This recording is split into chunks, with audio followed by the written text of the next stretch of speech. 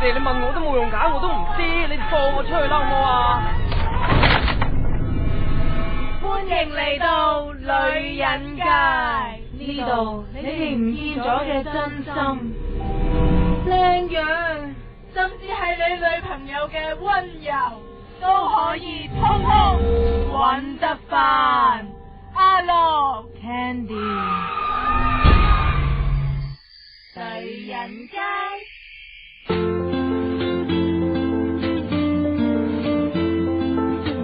Candy，係，我咧就唔係，我而家太緊張啦，太興奮，要講翻係女人街先嘅，因為同我哋平時嘅開場唔同啊。唔緊要，每次唔同先有新意噶嘛。點解今集咧我話會緊張或者興奮咧？係因為一嚟啦有嘉賓啦，咁但係個嘉賓對住我唔興奮咩？聽咗你睇唔睇到？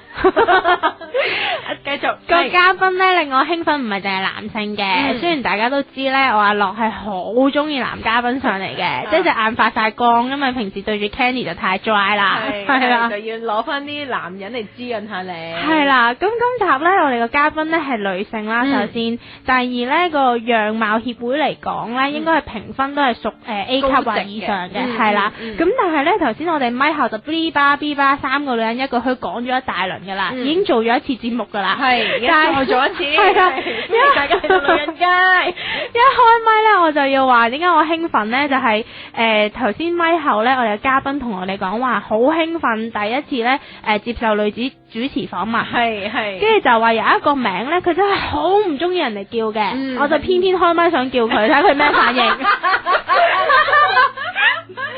佢就話啲男主持成日叫佢做女神啊，係，跟住佢嗰個回覆話點解唔中意，係令到我雙眼發光，叮一聲，呢個女仔交得過朋友啊，特別啊，係啊，即係唔係做嘉賓咁簡單，但係我點都要叫你一聲女神。聽到我第一句係我仲以為同女主持咧會有少少唔一樣添，個開場白點知都係女神，殊途同歸啊，都係要楞住下說係女神一樣，咪？我覺得咁樣同㧬我去死冇分別嘅。點解係㧬你去死先？因為始終我其實最想嘅係要女讀者，咁你知女讀者唔係個個都中意呢啲稱號噶嘛，咁你咁樣同㧬我去死有咩分別啫？大家要見到佢真人嘅都知道係佢係女神嚟噶啦，繼續。嚟，我哋翻返去死佢。係嗱，咁講開咁嗱，大家先嚟作者啦。其實你可唔可以講下你自己一啲作者嘅經歷啊？又或者係平時生活係點樣噶啦？因為我同阿樂一開頭都覺得，唉死啦，係咪真係要不眠不休啊？又或者係要去餐廳度坐，留意下啲世界觀，然之後再寫嘢嘅咧咁樣。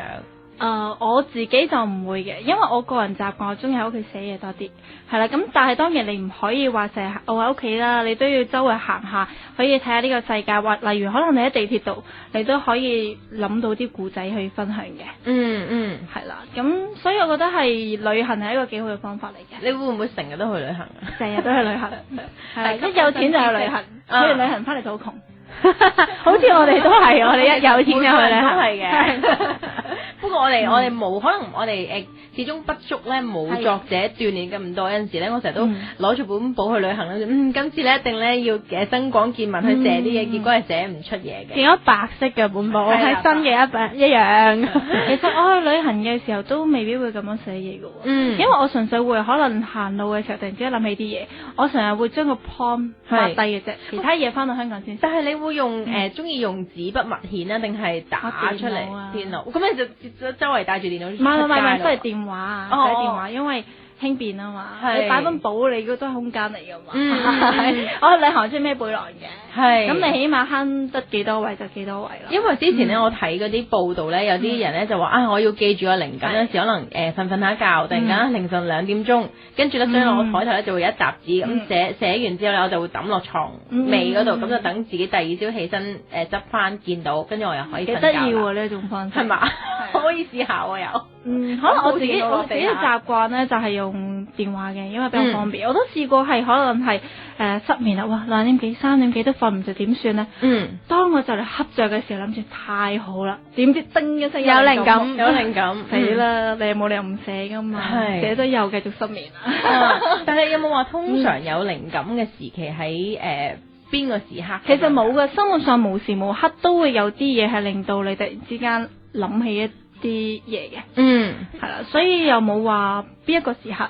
係可能同你傾偈嘅時候，突然之間叮一聲都唔識嘅。你係咪可以認證做下一本書嘅女主角啊？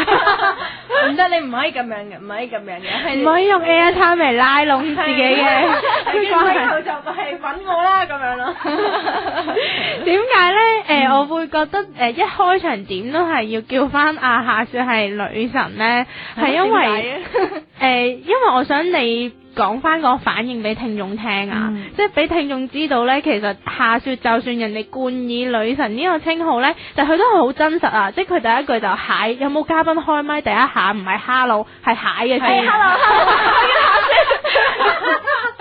所以啱啱呢度講嘅時候，就諗好似未打招呼，好似未自我介紹啊，但係好似插入去唔係咁好，太好啦！俾個位我同大家打招呼，呢個就係我哋嘅張力啦。OK，所以點解今集會請女作家夏雪上嚟咧？就唔係為咗要即係焗佢啊，即係粗俗啲咁講，焗佢俾啲好可愛、好傻嘅反應我哋嘅，而係因為啱啱即係書展過咗去啦，咁夏雪都有本身嘅著作啦，咁就即係令到我哋女人界啊，唔可以打廣告啊！我爭啲就想講，即係多謝夏雪提醒我哋，就令到我哋即係有興趣係喺女仔嘅角度啦，即係之前有做過模特兒嘅身份啦，咁我點解又會即係行入作家呢一個嘅旅途？因為我睇你本書咧，我真係揭過啊，但係坦白我冇睇晒，我有揭過嘅，就係書展度揭定，係啊，喺書展度揭嘅，就係唔係幫襯下嘛。我其實嗰陣時候一代二代啦已經，但係我都仍然拎起你本書嚟揭。多謝你啊！因為其實我好想呼籲下，就係你真係覺得嗰本書好睇，你就買翻屋企啊！係，其實嗰個作者咧係花好多心機去睇，你唔好以為你俾咗少少錢，就係覺得哇！我幫襯咗你嘅，其實個作者每本書都係幾蚊嘅咋，好慘噶！所以覺得如果你真係中意嗰本書嘅，咁你就支持下啦，買翻屋企睇。同埋我之前都聽過一啲作者同埋即係可能讀者嘅講咧，就話作者就好似你話啦，其實我哋每本書真係好心血而成，可能不斷修改啊，又不將一啲每日嘅小諗頭咧就寫落去咁樣。咁雖然賺嘅唔係好多，但係當有人中意就好開心啦。冇錯。咁讀者就覺得啊，所以打書釘都開心嘅。係啊，係啦，但係讀者咧就會覺得啊，我花錢嚟擁有佢一個人嘅思想，即係我一個人只可以經歷一個人生，但係如果我花錢去買一個作者書而可以經歷唔同嘅人生，我都好有得着，係嗰個得着係大過個錢嘅咁樣咯。係啦，繼續講翻惺惺相惜啊！突然間我好內疚，我嗰下冇買到夏雪本書，我應間就會買。多謝你啊，書局應該有得買㗎啦。我見到你post 出嚟都話有得賣啦，已經係。咁呢個其次咧，另外就係其實書展我遇到一件幾得意嘅事，係就係遇到我啦。呢個其中一個咧，我反白眼啊，各位聽眾，但係會有啲好耐未出現過嘅朋友，突然之間嚟到支持你，咁開心嘅。但係佢哋嚟到未必係買你本書，而係哇，我好支持你啊！你送呢本書俾我好唔好啊？咁會出現呢個情況，我覺得幾得意，都有啲無奈嘅。其實我會，你會點樣答啊？送俾佢嘅，但係我會覺得係，我會咁樣講，我呢本可以送俾你。係啦，咁我都多謝你支持我啦。咁但係如果你可以或者遇到第二個作家嘅時候，千祈冇乜同佢講，因為真係好傷心，人哋真係花咗好多心機寫呢本書出嚟，仲要揞錢買完送俾你，即係將自己個仔送俾你，仲要係俾封大利是你添啊！即係湊個仔俾你，係湊大之後送俾你，係。咁但係嗱，我都睇過你本書嗰個detail 啊介紹啊，咁但係好多人咧都會誤會啊，係咪關咖啡事㗎？但係我見到下面有唔同嘅 artist 話係咪關 artist 飲咖啡事嘅咧？其實兩樣都冇關嘅，即係唔可以話完全冇關係。咖啡係有關嘅，但係咧本書唔係講咖啡嘅，入面咧除咗相入面飲緊咖啡之外咧，係冇提過咖啡嘅。係，咁點解開頭會有呢個 topic 去加諸喺呢度咧？因為我覺得其實人參咧同咖啡好似嘅，都係有唔同嘅味道。因為你開頭品味嘅時候，你會覺得咖啡係苦嘅，但係其實你可以加啲糖啦，或者用唔同嘅奶啦沖法啦，係因為你見到你啲去 coffee shop。都有好多唔同嘅味道，十幾隻咖啡，係啊，其實都係用唔同嘅手法沖出嚟。咁你人參一樣㗎，你用咩角度去睇佢，佢就變咩味道。咁我就呢個方法去出發，改咗呢個書名。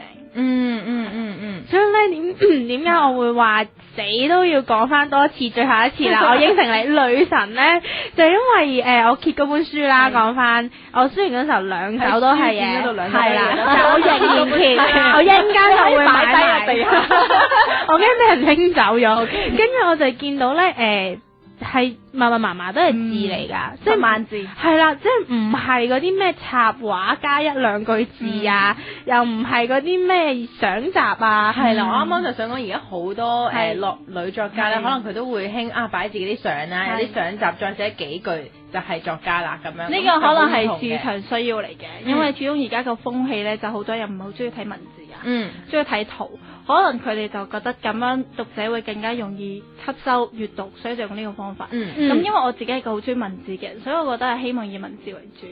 係啦，所以就係今次就捉咗夏雪上嚟咧，就真係好覺得想好好奇啊，都代聽眾問啊，我開咪要再問多次，即係點解你再講多次佢係女乜嘢啦嚇？點解夏雪會由一個模特兒變咗做一個作家，然後佢出書咧又係全部都係字啦，冇乜佢嘅樣見到啦，跟住又冇乜嗰啲咩插畫，跟住相乜都冇，一定係有㗎。其實訪問書有㗎。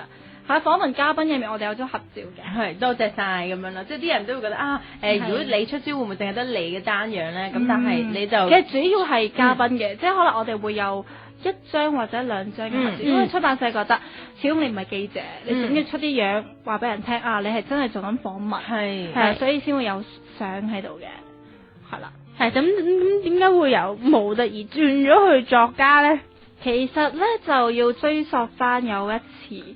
我咧喺個台度攞咗個獎之後，咁嗰陣時嗰個大家反應係好熱烈嘅，喺台下面啲人係咁叫你個名啦，咁落嚟嘅時候會有啲工作人員扶住你，係攙扶你落台啦，又幫你開路嗰啲，係啊，即係你個人會有少少沾沾自喜嘅感覺嘅，係啦。咁跟住，但係咧，當你離開咗會場，離開咗嗰啲人之後，其實你咩都唔係，即係都係搭翻地鐵。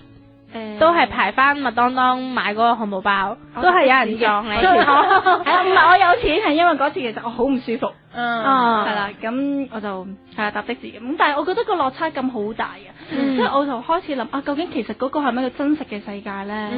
咁其實咁我係咪真係咁中意活喺一個又唔好話虛擬，係即係但係一個比較唔真實嘅世界入面去到工作或者生活咧，就令到我開始思考自己真正想要啲乜嘢。係啦，因為我都聽人講過咧，你講得啱嘅，未必呢個係一個好假或者好唔真實嘅世界，但係唯有文字啊或者係畫作嗰啲先至可以留待每一年每一時去睇咯。但係可能你掌聲啊或者獎項就淨係嗰刻冇咗就冇咗噶啦咁樣。我覺得其實睇你最想要嘅係乜嘢，係啦。咁到我後來我即係我開始辨識咗自己想要嘅係人哋真真正正係認同我呢個人，會中意我嘅作品，而唔係單憑你喺台上面嘅一啲掌聲，因為有嗰啲係比較虛無嘅。我今日中意你，我聽日可以中意第二個，我會覺得好唔實在，係啦，好唔實在。咁但係只要作品，人哋中意你嘅作品。係真係中意嘅，係啦，咁就會係比較一個係用成績去換取翻你嘅認同咯。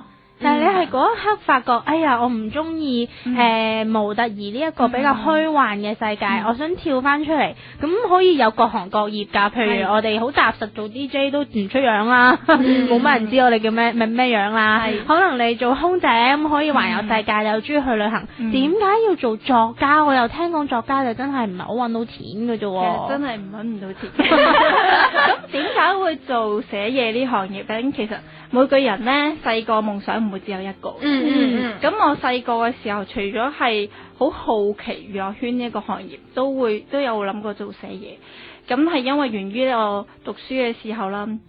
好似好強調13歲嘅時候，嗰年，因為好真係好記得呢件事，好係啦，因為嗰陣時我其實我讀書咧，我好中意作文堂㗎，因為每次我都係第一個交文，通常啲人咧係功課嚟㗎嘛，我係第一個交文，老師就話：哇，你好快，我就好開心㗎啦。係啦，咁有一次一個老師就同我講話，其實你文筆都唔錯喎，不如有冇諗過咧寫個故仔，我額外幫你批改。咁我覺得係好難得嘅，因為一個老師本來已經好大工作量，但係佢會因為你而提出呢一個邀請，係啦，等你去寫個故仔俾佢，佢幫你改。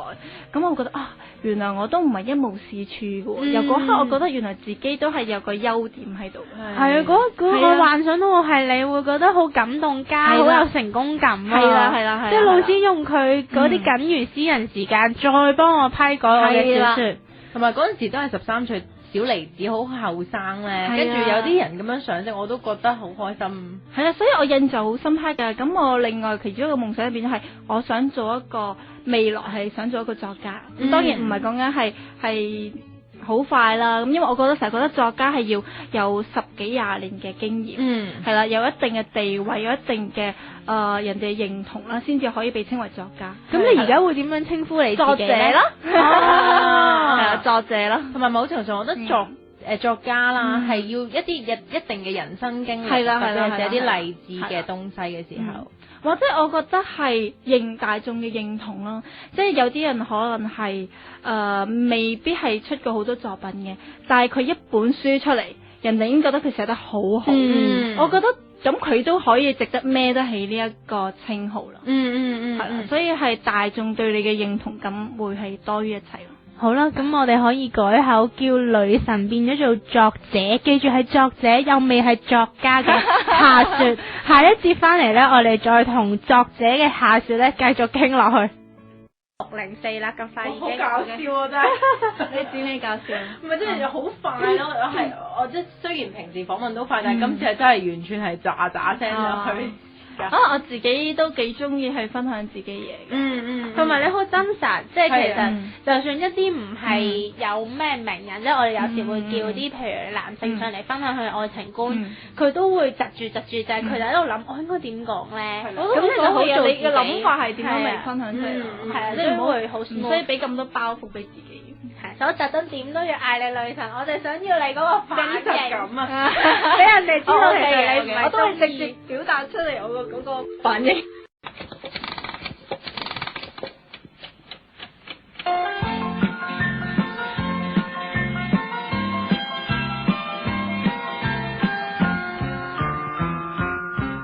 加心卜卜跳，加心卜卜跳，女人心聲知多少？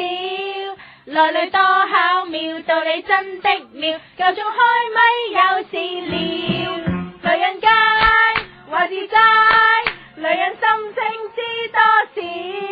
內裏多巧妙，道理真的妙，夠鐘開咪有事了。真的女人街話自在。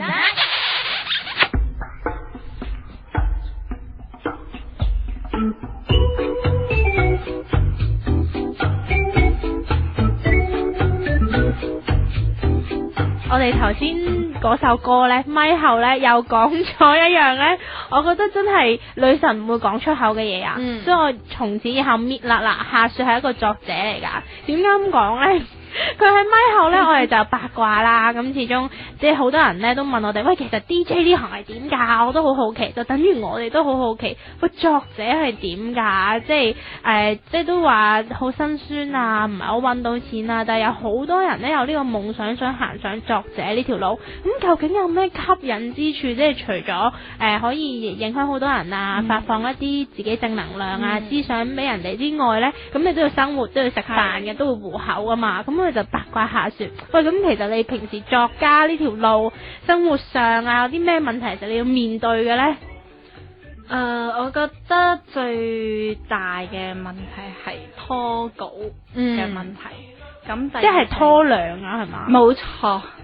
咁可能公司呢就好啲嘅，通常最多都係拖你1個月嘅啫。咁做我哋作者呢啲 freelance 又冇簽約，只有所謂嘅口頭協議呢啲呢，拖半年都係正常嘅。咁但係你要揾食噶嘛，拖半年其實都半年喎，係咯，算喎，你半年又要其他工作，又要周圍走。係啊，因為所以有時媽咪呢，佢會話，其實阿女屋企又可以俾你做你想做嘅嘢，但係你點解唔聽你講出糧嘅？我嘅日寫夜又寫，都唔知你做乜嘢又唔出糧。我話其實呢，我真係有糧出㗎，我有稿費嘅，只不過係未出啫咁樣。3個月後，阿媽你等我3個月咁樣。其實好多時對方話出糧呢，佢哋唔會同你講3個月嘅，咁即係睇嘅情況呢，有啲佢直情會俾個日子你，幾月幾號。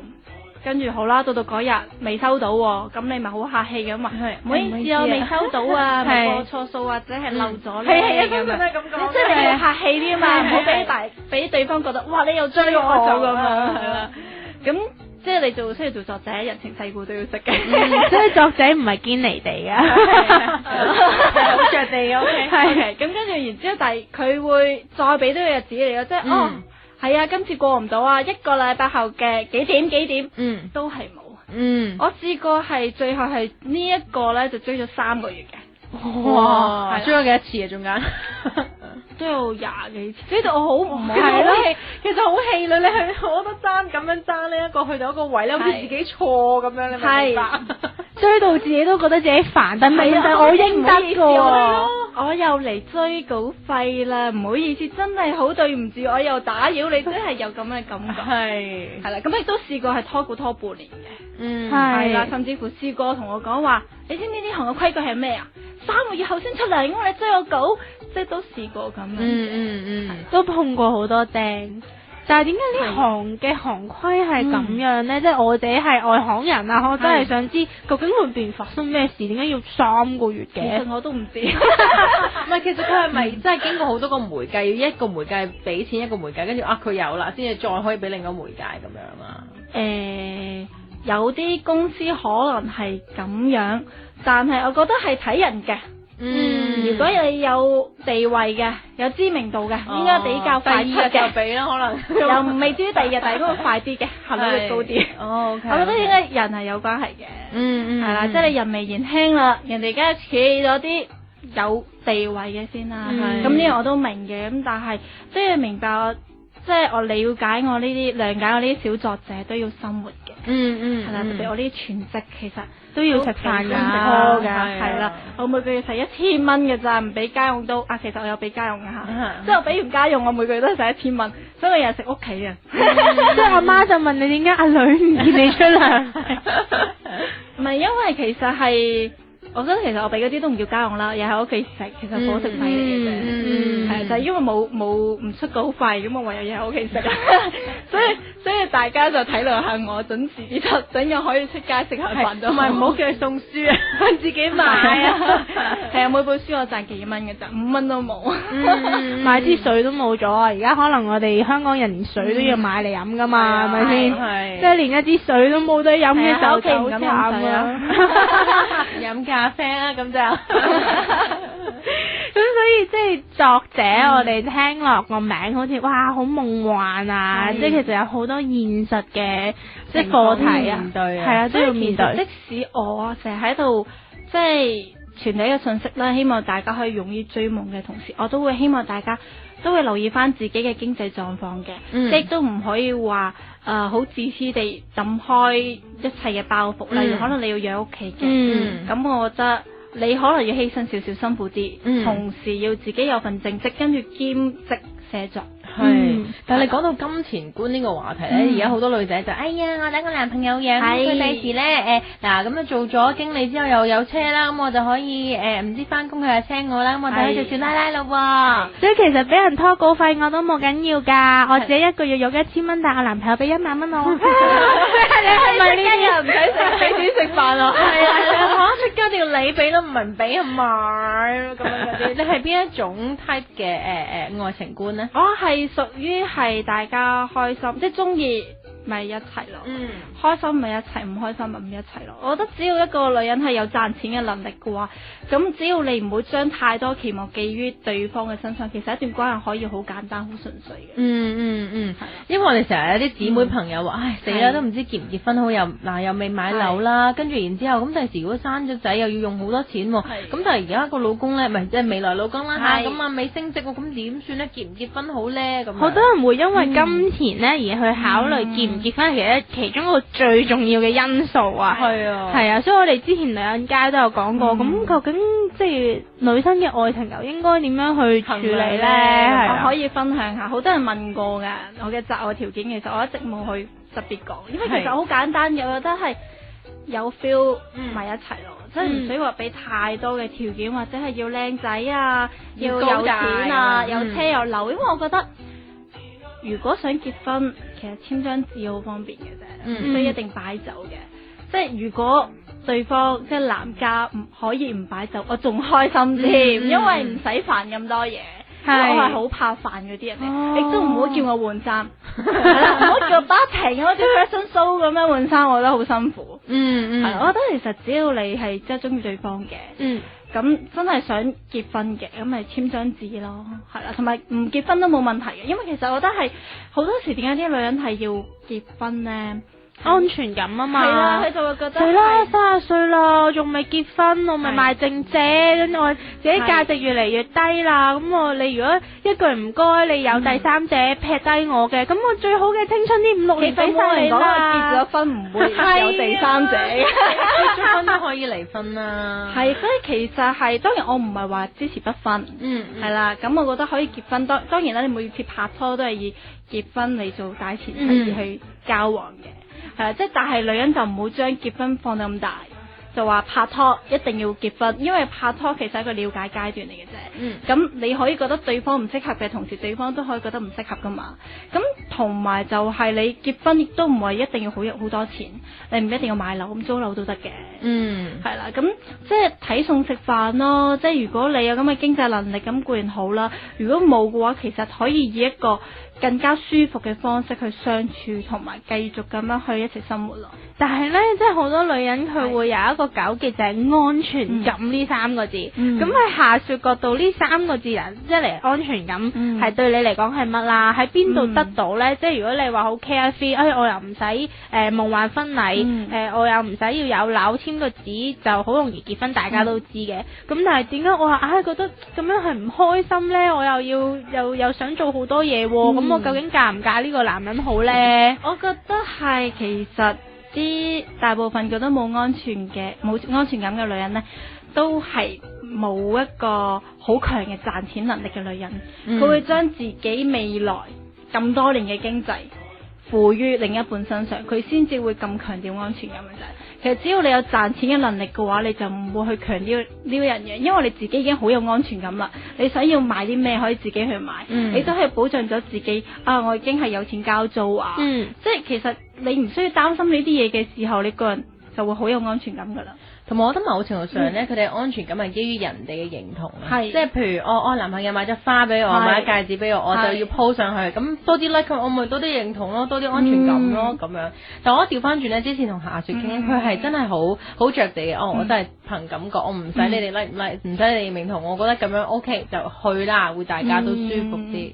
我覺得獲益良多。其實我喺 Facebook 我係好少會去分享一啲自己感情生活嘅，係啦，我都唔會話將大字鋪張咁樣啦，係啦，或者我唔會話我去咗一間靚嘅餐廳食飯，食嗰啲好名貴嘅嘢，我唔會話刻意去打卡，即係唔係話呢啲人唔好啊，即係我自己就唔會咁樣做，因為通常係如果你自己平時真係食開呢啲嘢嘅人，其實唔需要刻意打卡嘅，即係就係因為自己飲杯水都打卡咩？即係當你係好正常嘅時候，你就唔會刻意去話俾人聽。即係等住你落街踢拖去食大排檔，唔通你會打卡咩？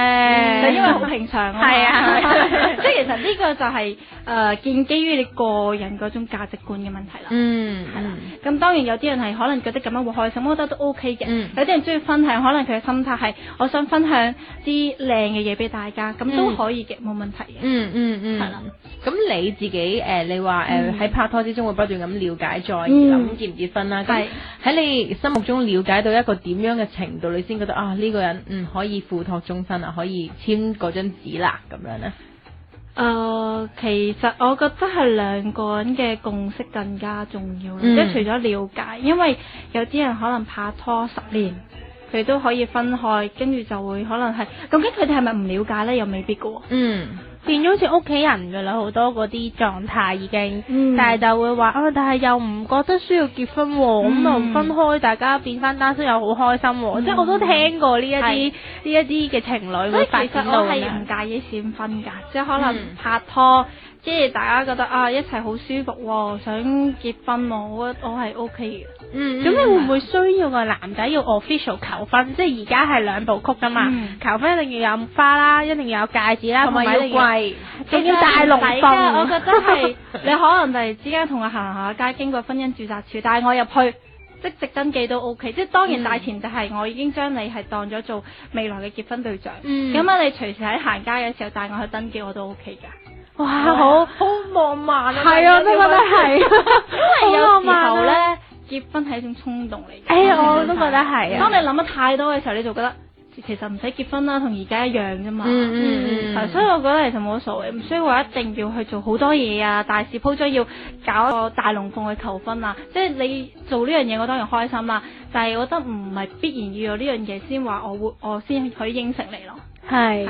但係頭先夏雪提到女人要有一個一定嘅揾錢能力，先至會有安全感啦，自己可以選擇自己嘅生活。咁但係選擇自由選擇對象添。係啦。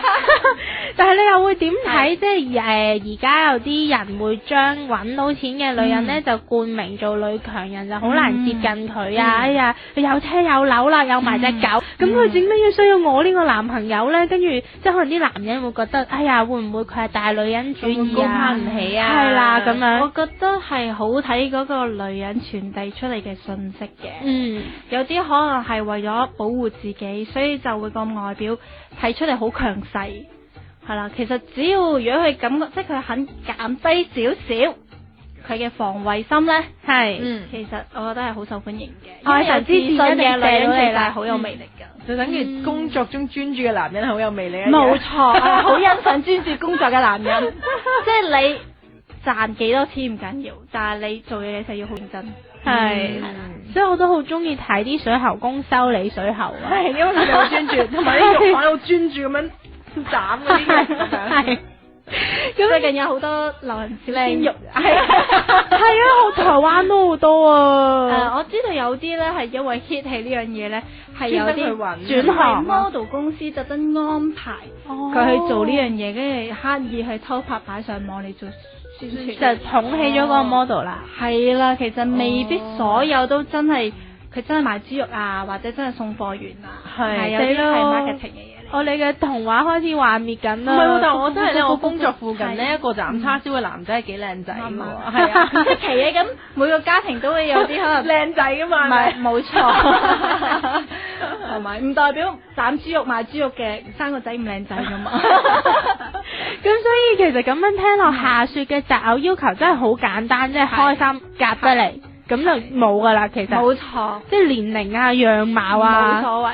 都冇所謂。年齡我希望佢係比我年長嘅，因為我係比較小鳥依人，係啦，咁如果佢可以俾我嗲佢，我會開心啲咯。OK， 咁我諗好多男仔都中意女仔嗲嘅，其實有睇一啲啦，我都試過有一個男朋友係唔中意嘅。佢點啊？咁啊？做乜啫咁？我覺得都冇人啊。但係點樣分呢？嗱，我係作為女性，我都中意嗲嘅。但係咧，有啲人啊，男士又好，女士又好啦，佢都同翻我講，你要分開嗲同埋過分依賴。嗱，乜嘢時候要嗲？咩時候要做翻獨立女性？咩時候要幫佢分擔？點樣可以嗲咧？可以咁樣去講嘅，就係可能係。有時對方有啲嘢你想佢做得好啲啊，其實你唔使咁惡嘅，或者人哋做錯事，你唔使話，喂，你唔可以咁做喎，你可以咁講。其實咧，你可以咁樣會唔會好啲咧？即係我覺得呢個都係嗲嘅方式，同埋比較婉轉啲去話俾對方呢樣事實嘅嘢。咁大家相處得舒服啲，咁關係梗係悠長啲啦，就唔需要好惡嘅咁去鬧對方嘅，係咪？每個人都有佢做錯事嘅時候噶嘛，即係有啲女仔可能就比較惡啲啊，比較直接啲咁。同埋都係好似你講，佢將自己嘅期望投放咗落伴侶度，一做唔到就好惡，點解你做唔到啊？係，我覺得如果佢真係樣樣都做唔到，咁即係唔適合啦。咁咪拜拜咯，分手咯。咁啊，即係夏雪心目中嘅唔開心，咁咪即係分手咯，再開始下一個，或者睇下有冇啲咩其他適合自己噶啦。你咁講落去，講到我好似好花心，一齊唔知就分開嘅，唔係一齊就唔係好多戀愛經驗嘅咋。所以咧，大家聽到我哋女人街呢條節目咧，如果你覺得你可以俾到夏雪開心嘅，你又中意女仔嗲嘅，無須自薦。係啦，就不妨咧 send inbox 俾我哋，咁我哋會幫夏雪篩選一輪先嘅。當然我哋自己都會篩選下。係啦，都睇下有冇啲啱自己嘅啦。咁如果咧我哋揀完咧有剩嘅話咧，咁我就會俾夏雪嘅。咁所以你真係對夏雪咧呢一個作者咧好有興趣，想了解下佢咧，你就不妨 inbox 俾我哋啦，睇下會唔會去到夏雪度啦。我哋 Facebook 係女人街啊，街係 GUIDE 嗰個街。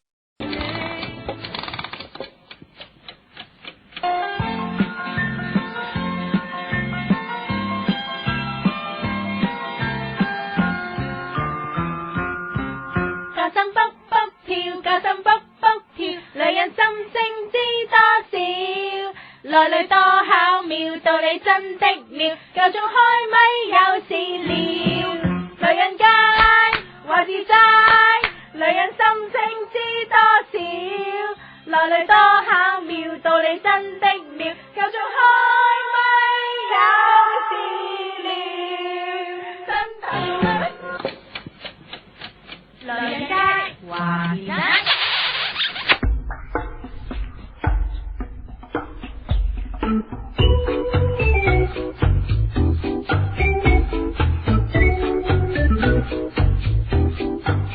咁我想問啊，一睇我人就知道我文靜啦，咁樣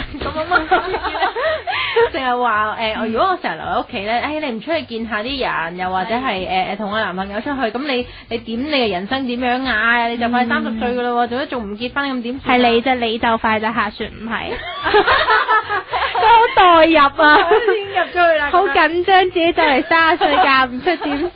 如果30歲嘅女人都可以好 charming 嘅，係啊，有啲人係中意啲成熟啲嘅女人。係啊，我覺得你嘅一睇你咁笑就知你冇 charming 嗰個味道啦。我自己覺得咧，女人係28到35呢段時間咧，嗰個女人味先出，其實再靚啲啊，濃啲。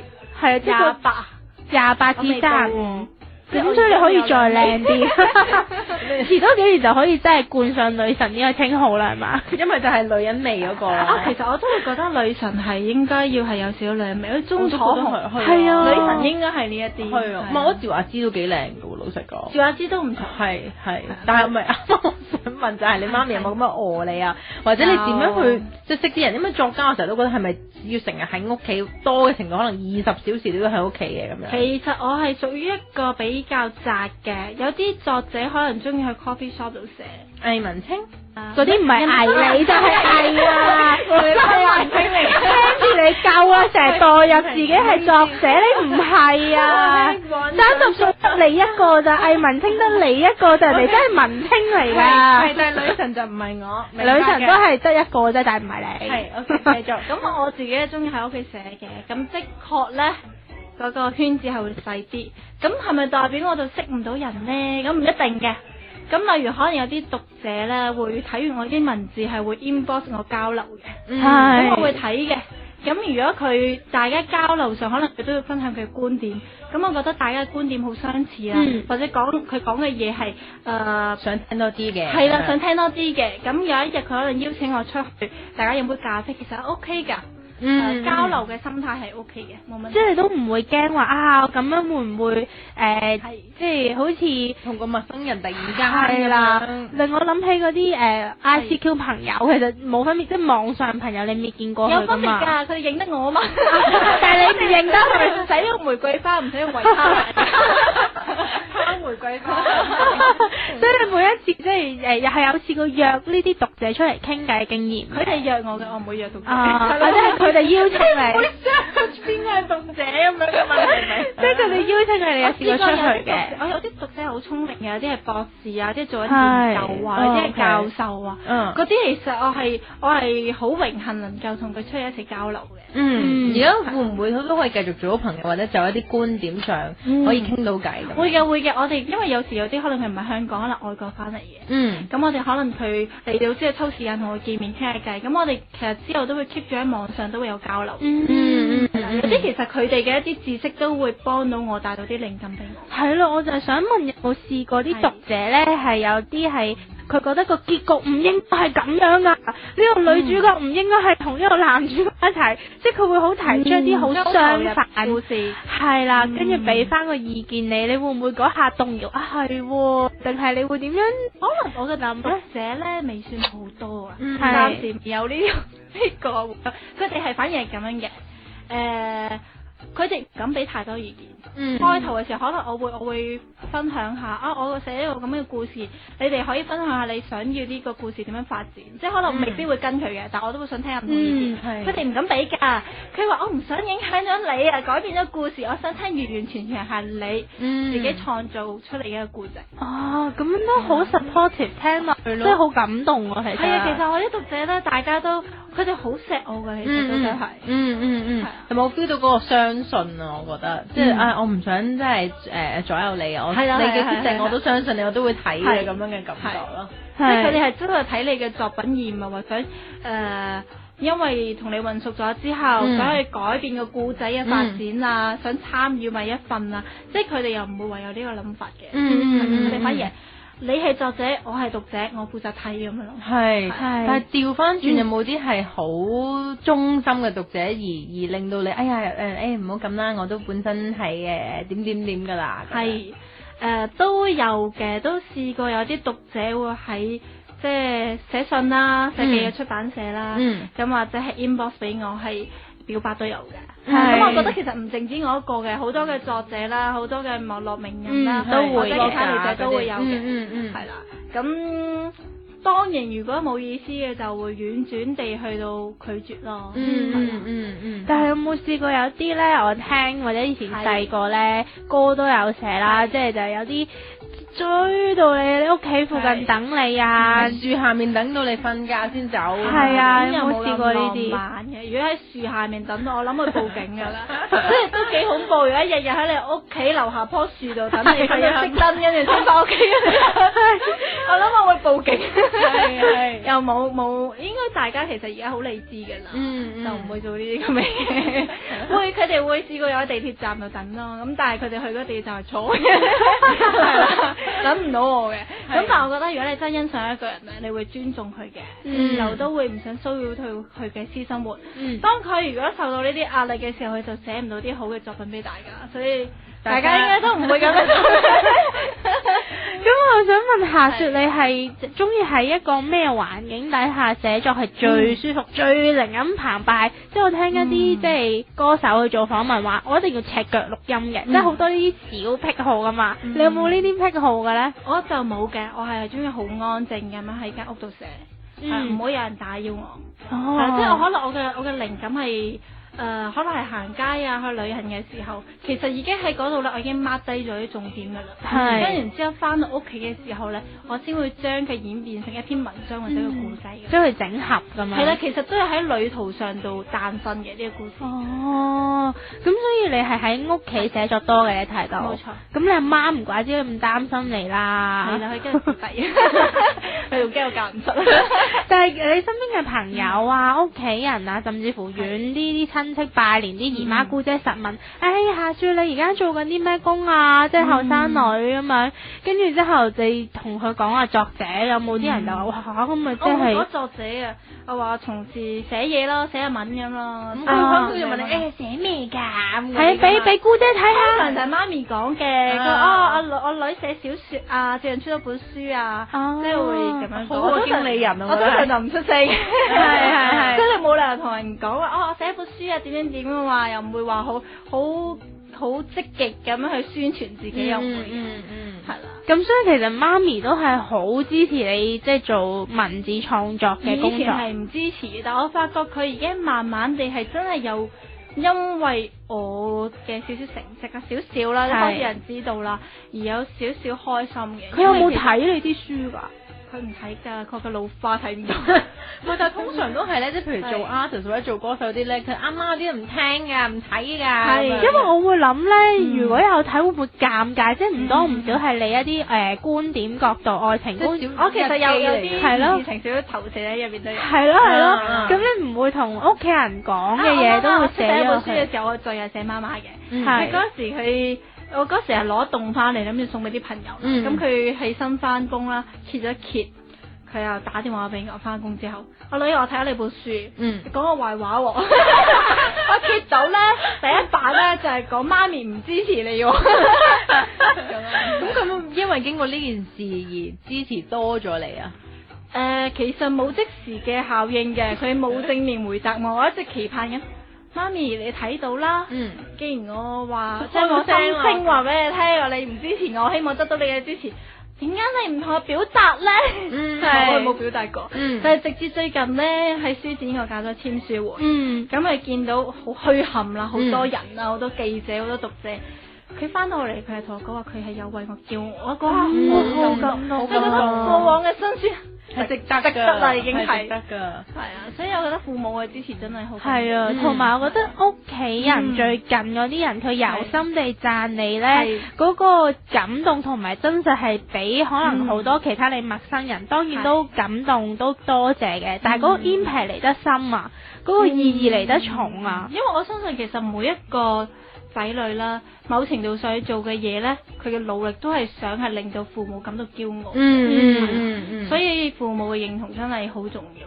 所以如果大家嗰啲父母咧聽到咧，你記住多啲鼓勵你子女做緊嘅嘢。要表達嘅就應該表達就係表達啦。係同埋要讚賞多啲咯，真係。其實唔一定話讚賞嘅，但係起碼你係鼓勵佢做呢樣嘢。係啊，即係可能你支持啊。係啦，支持佢，佢可能未必做得好好嘅，但係如果有你嘅支持，佢可能會做得更加好。我覺得情況就等於你之前初中咧，就係因為嗰個 Miss 睇到你呢一點啊，文筆好好嘅一個支持，令你繼續走。冇錯，同屋企人一樣支持咧，會令到自己繼續走嘅。係啦，其實讀者支持都好重要嘅，有好多時都係佢哋不停咁睇你嘅嘢，由佢哋去表達去 like 你，某程度寫嘢個 like 幾重要嘅。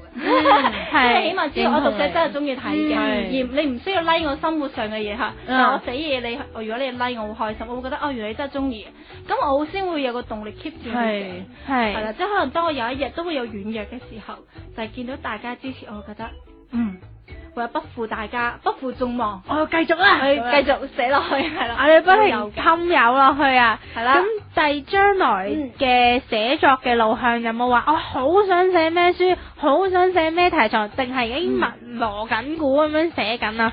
其實最近而家啱啱書展完咗啦，而家籌備緊一個新嘅故仔嘅，係可唔可以透露下？唔關愛情，唔關勵志啦，今次我覺得愛情啊、勵志係每一個故事都可以有呢啲元素嘅。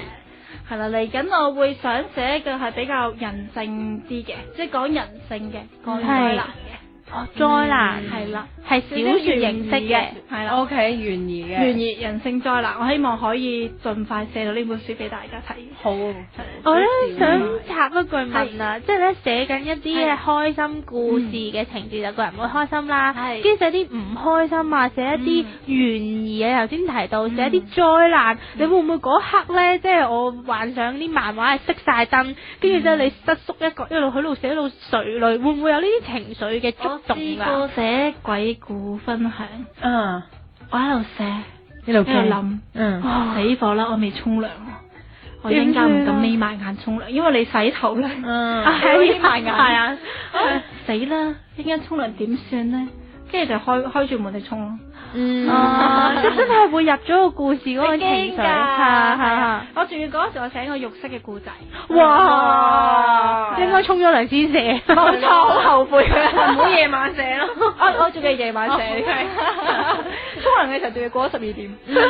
因為我都有陣時聽啲作家分享咧，佢哋都話有陣時寫呢啲古仔啦，或者寫啲人物身份，會代入㗎，都要代入去先，因為你只要打動到自己，先至有機會打動到其他人。咁你點樣抽離翻嘅情緒咧？即係譬如你嗰段寫到個女主角失戀，又或者佢個追夢嘅期間遇到嘅困難，真係好大挫折，咁你真係唔開心噶嘛？咁可能你1分鐘後約咗朋友出去要食飯啊，換衫出去嘅時候都仲係 blue 緊，就見到朋友唔知你咩事噶嘛？即係好快做出聲就冇嘢啦。出嚟啦。係啊，寫嘅啫嘛，自己寫嘅啫嘛。即係就不停同自己講，唔係你個腦入面寫佢出嚟。咁你下一刻咪個腦入面同翻自己講故仔嚟啫嘛，或者你可以腦入面完咗，你咪俾啲正能量自己咯。你又點樣俾正能量自己啊？即係嗰個注入係點樣？加油咁樣。其實我自己本身都幾正能量嘅人，所以我冇話刻意去點樣俾正能量自己。只要你自己本身已經係一個咁嘅人，其實係 OK 嘅。tune 得到嘅，因為你本身已經係咁啦嘛。係，咁會唔會夏雪寫嘅嘢多數嗰啲結局都係好嘅結局咧？你咁正能量，即係都係開心嘅結局咧？又唔係喎，係，即係反而調翻轉嘅會。其實我係少少 open ending 嘅，因為我覺得其實人生係有好多嘅可能性，同埋人生唔一定咁完美嘅，咁美滿嘅。咁不美滿都係人生嘅一部分嚟嘅，係，所以唔一定 happy ending 嘅所有嘢都，咁唔 happy ending 入面你都可以揾到佢值得回味嘅部分，最緊要都享受過程嘅啫，其實，結果都一個啫嘛。哇，好正，講啲咁嘅人生哲理啊，老積啊！既然老積嘅夏雪又中意講嘢啦，我哋3個女人一個去到節目嘅尾聲啦，我想俾一個問題你。即刻答，唔好諗。你最想同讀者講嘅一句說話，講，加油努力，只要你想做嘅話，就隨自己嘅心意去行啦。你最想同屋企人講嘅一句說話，1、2、3，講。你要繼續支持我，真係好真實。最後啦，你最想同翻自己夏雪講嘅一句說話，1、2、3，堅持。